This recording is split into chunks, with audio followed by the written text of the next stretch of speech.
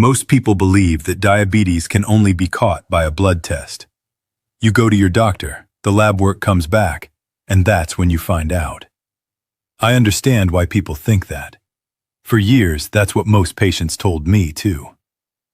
My name is Dr. Mike, and I've been practicing medicine for over 20 years. And what I've learned, what I see confirmed in my office every single week, is that your body starts warning you about high blood sugar long before any lab result ever would. And the very first place your body speaks up, your feet. The reason I'm making this video today is because of how many patients I've seen walk into my office, or worse, walk into an emergency room, who had every warning sign for months, sometimes years, and never knew what they were looking at. Today, I'm going to change that for you. Just last month, I sat down with a patient, a 67-year-old man, retired, healthy lifestyle, felt fine. He came in for a routine checkup, but before we did any blood work, asked him about his feet. He told me, "My feet have been a little numb for a while. I figured it was just age." He had 4 of the 9 signs I'm going to show you today. His fasting blood sugar came back at 214. He was diabetic and had been for over 2 years without knowing it. So today, I want to show you exactly what I showed that patient. 9 signs that were already on his feet and on millions of feet right now that almost nobody recognizes for what they are. For each one, I'll tell you what most people assume it is, what's actually happening inside your body, and one simple daily habit that can protect you. The American Diabetes Association estimates that 1 in 5 Americans with diabetes don't even know they have it. That's over 8 million people walking around right now with a silent condition quietly damaging their nerves, their kidneys, their vision, and yes, their feet. The good news? A $12 blood test can catch this early. But first, you need to know what to look for. So let's get into it.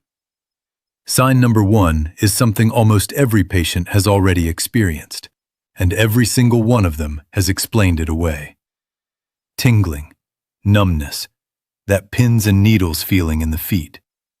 My patients almost always tell me, "Dr. Kent, my foot just falls asleep sometimes. I was sitting with my legs crossed." And yes, that happens to everyone occasionally. But I always ask them, is this happening regularly without a clear reason? Because if the answer is yes, we need to talk about what's actually going on. Frequent recurring numbness or tingling in the feet, what doctors call peripheral neuropathy, is one of the earliest signs that blood sugar has been elevated for some time. The extra sugar in your bloodstream begins attacking the outer protective layer of your nerves. It's a slow process, which is exactly why most people miss it. I use this analogy with my patients all the time. Think of your nerves like electrical wires. Every wire has a plastic coating around it. That coating is what allows the signal to travel cleanly from your brain to your foot. When blood sugar stays high, it's like an acid slowly eating through that coating. The wire still works for a while, but the signals start getting fuzzy. And that fuzziness, that's the tingling you feel. According to the American Diabetes Association, peripheral neuropathy affects nearly 50% of people with diabetes. It is the single most common complication, and it almost always starts in the feet. Which means right now, tens of millions of Americans are experiencing this tingling and writing it off as nothing. Don't be one of them. My daily recommendation for every patient over 60, a 20 to 30-minute walk every single day. Not a jog, a walk. Movement is the best thing you can do to keep blood flowing to your feet and protect those nerve endings. And start reducing added sugar in your diet today.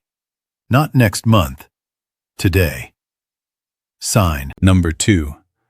And this one my patients describe as the most distressing of all, because it doesn't hit them during the day. It hits them at night, when they're alone and trying to sleep, and there is nothing to distract from it. A lot of my patients chalk this up to being on their feet all day, or the summer heat, or just fatigue. And sometimes that's exactly what it is.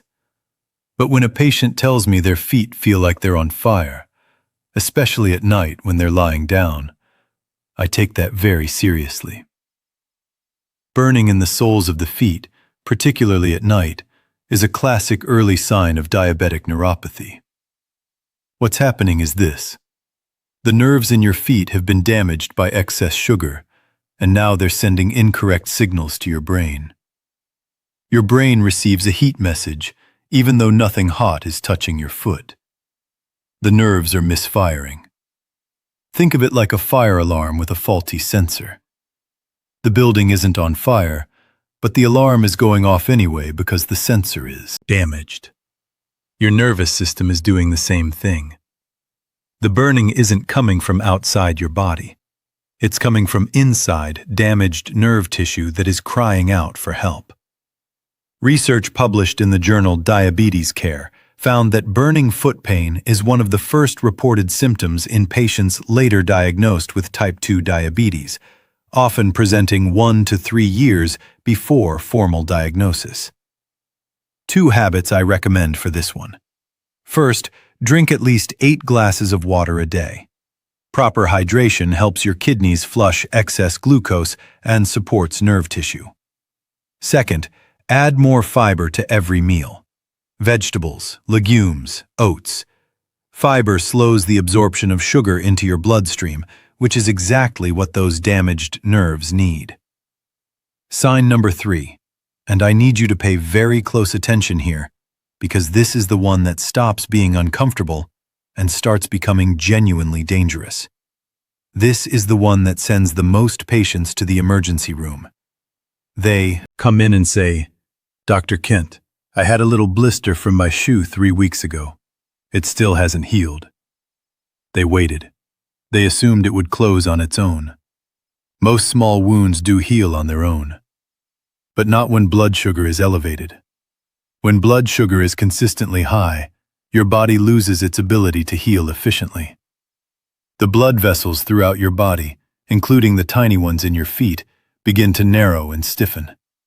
This means that oxygen, white blood cells, and the nutrients that repair tissue simply cannot reach the wound fast enough. The wound sits there, open, vulnerable, and slow to close. Imagine trying to water a garden, but your hose has a serious kink in it. The water is there, but it's not getting where it needs to go. That's exactly what high blood sugar does to circulation in your feet. The healing ingredients exist in your blood, and they just can't reach the wound. And an open wound that won't close is an infection waiting to happen. The Centers for Disease Control reports that diabetic foot ulcers are the leading cause of non-traumatic lower limb amputations in the United States, over 100,000 per year. Almost all of them were preceded by a small wound that was ignored. After your bath or shower tonight, sit down and look at both feet carefully. Look between every toe. Look at your heels. If you see any cut, blister, or broken skin, clean it with mild soap and water. Apply an antiseptic and cover it. And if it hasn't improved in 48 hours, call your doctor. Not next week. 48 hours. Sign number 4. And this one is hiding in plain sight. Most people walk past it every single day without realizing what they're looking at. It's visible. It's been there. And almost nobody connects it to blood sugar. Patients see their feet turning darker or more reddish, and they tell me, "I think it's just sun damage," or "I've always had dark skin on my ankles." And that may be true, but there is a specific pattern of discoloration, particularly around the ankles, that I look for when assessing blood sugar risk. When circulation is compromised by high blood sugar, the lower legs and feet don't receive enough fresh oxygenated blood. The skin changes color as a result. You may see darkening deep red or even a bluish tint around the ankles. This is your skin telling you that blood flow to that region is inadequate. In some patients, the skin also becomes thinner and more fragile in those areas. Another sign that the tissue is not being properly nourished. I always explain it to patients this way. Think of your blood as a delivery truck carrying oxygen and nutrients. Your feet are at the end of the longest delivery route in your body, further from your heart than any other part. When the roads narrow because of damaged blood vessels, the deliveries stop arriving on time. The skin, starved of fresh oxygen, changes color. It's a distress signal you can see with your own eyes, if you know what you're looking for. A study in the Journal of the American Academy of Dermatology found that these skin changes are detectable on average 18 months before a formal diabetes diagnosis. The daily habit here: 5 minutes of ankle circles, toe raises, and calf stretches every morning. Even that small amount of movement gets blood flowing into your feet. And if you can't exercise, elevating your feet slightly while you sit can make a meaningful difference. Sign number 5. And this one surprises my patients the most because it looks completely harmless. In fact, most people have had it for years and never once connected it to blood sugar. Dr. Kent, my heels crack every winter. It's just dry skin. I hear that constantly. And yes, that's extremely common. But when your heels are cracking badly in the middle of summer, or no moisturizer seems to help no matter how much you use, that's a completely different story. Diabetes affects the autonomic nerves, the ones that control automatic functions you never have to think about. One of those functions is regulating moisture and sweat in the skin.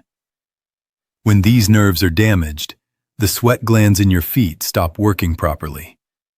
Your feet lose their natural moisture from the inside out. No amount of lotion fixes the root cause. Think of your skin like a wall that needs to stay sealed. When those autonomic nerves are damaged, the mortar between the bricks starts crumbling. Cracks appear. And those cracks in the skin of your feet are not just cosmetic. They are open doors for bacteria and infection. In a foot with poor circulation, that infection can become very serious very quickly. I have had patients come in with cracks so deep in their heels they were bleeding, and they told me they had been putting lotion on it for 2 years with no result. That's not a skin problem. That's a nerve problem. The American Podiatric Medical Association identifies chronic, hard-to-treat heel cracking as a significant indicator of autonomic neuropathy in seniors, a condition directly linked to long-term elevated blood sugar. And autonomic neuropathy is not a minor inconvenience. It is a sign that the nervous system is under serious stress. Moisturize your feet every single night before bed.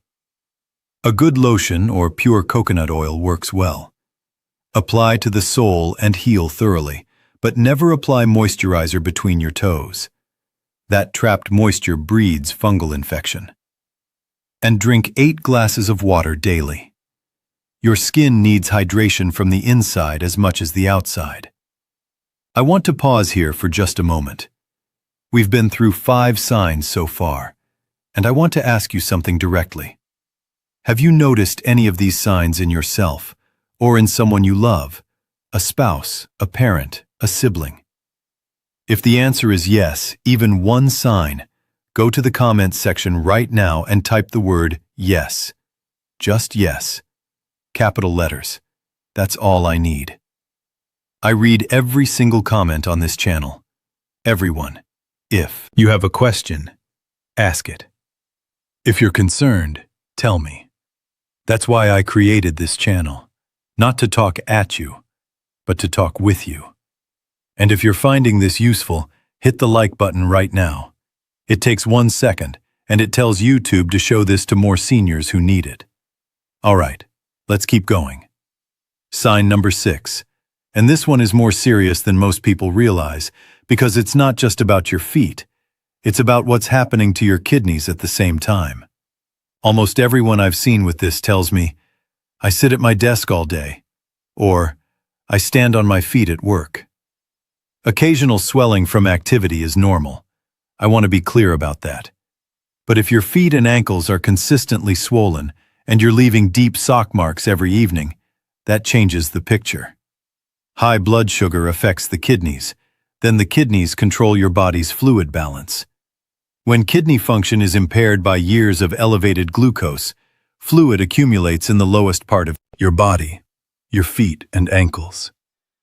This swelling, called edema, is a sign that your body's filtration system is under stress. Think of your kidneys as the filtration plant for your body. Every drop of blood passes through them to be cleaned. When high blood sugar damages those filters, the system backs up like an excess fluid has nowhere to go except downward.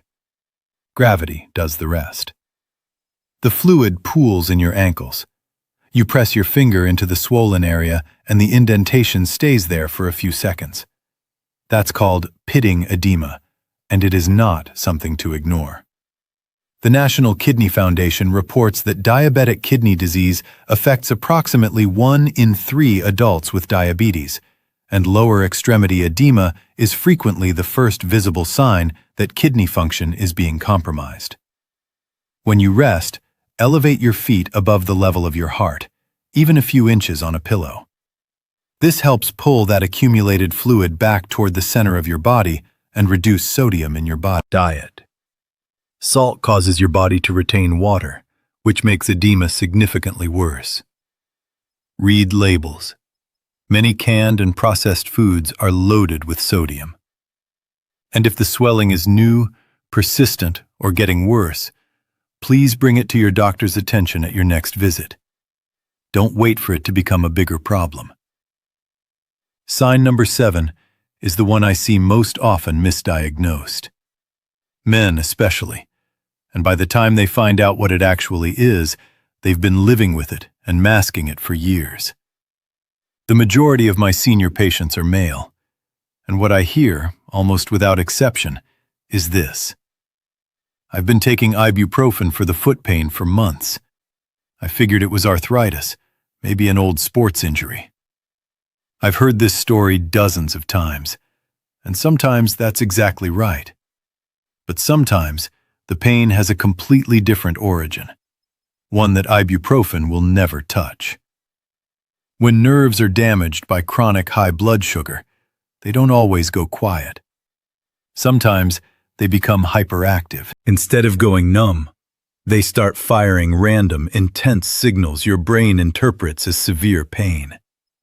Patients describe it as stabbing, an electric shock, or a hot needle through the foot. This happens most often at night when there are no other sensory distractions. Think of a car alarm damaged in a fender bender. Every few minutes it starts screaming for no reason. Nobody is breaking into the car. The alarm is just broken. That's what a damaged nerve does. It sends alarm signals to your brain when nothing is actually happening. The pain is completely real, but its source is nerve dysfunction, not injury.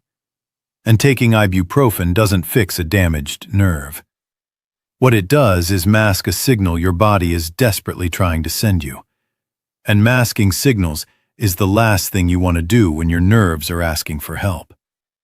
A landmark study in the New England Journal of Medicine found that painful diabetic neuropathy affects approximately 25% of people with diabetes and is frequently mistaken for arthritis, tendinitis, or age-related joint pain. Every morning, 5 minutes of gentle foot and ankle stretching before you get out of bed. Flex your feet, circle your ankles, pull your toes back gently. Get blood moving before you put weight on your feet. And every night before bed, give your feet a gentle 3-nut massage. Light circular strokes along the sole and up the ankle. Your nerves will thank you. Sign number 8 is the one that tells me how far things have progressed. When I see this in a patient, I know the damage is not early anymore. And almost every single time the patient's first reaction is, "Doctor, I've had that my whole life. They say, I've always had cold feet, Dr. Kent. My wife has stolen the electric blanket every winter for 30 years. And I laugh with them. But then I ask, are your feet cold in July? Are they cold under 3 blankets? Because that's when I become concerned. Cold feet that persist regardless of the temperature around you. Cold in summer. Cold under heavy blankets. Cold even when the rest of your body feels warm, are a strong indicator of significantly compromised blood circulation in the lower extremities. Your blood vessels have narrowed or stiffened to the point where warm blood simply is not reaching the tips of your feet in sufficient volume. Think of your blood vessels like a heating system running pipes to every room in your house. When those pipes narrow from blood sugar damage, the heat doesn't make it to the far end. The room stays cold no matter how hard the furnace works. That cold is not about the weather, it's about the pipes. The American Heart Association identifies peripheral artery disease caused by narrowed blood vessels as affecting over 8 million Americans, with diabetes being the single largest risk factor. Cold feet are one of its earliest and most consistent symptoms. The best response here is a 30-minute brisk walk every single day. Not a stroll, a purposeful arm-swinging walk. This forces blood circulation into the feet and lower legs, strengthens blood vessel walls, and over time can reverse some of the early narrowing. Start with 10 minutes if 30 feels like too much. The important thing is to start today. Sign number 9. And this is the one almost nobody ever talks about. The one I have never seen covered in a patient brochure. The one most people walk right past, including many doctors. But once you know it, you will never unsee it. And I almost never have to bring it up because patients rarely notice it themselves. But during a foot exam, when I look at the lower legs and the tops of the feet, sometimes there's a visible absence of hair in those areas. The patient looks down and says, I never noticed that. And that is exactly the problem. It's a quiet sign, easy to miss, but it matters. Hair follicles need a steady supply of blood and oxygen to function. When circulation is significantly impaired by long-standing elevated blood sugar, the follicles in your feet and lower legs slowly stop receiving what they need. Over time, they stop producing hair entirely. That hair loss is a visible marker of blood vessel damage that's been progressing in many cases for years. Think of hair follicles like small plants in a garden. When the irrigation pipe narrows or blocks, the plants don't die immediately. They just gradually stop growing. The absence of growth is your body sending a message about your blood vessel health.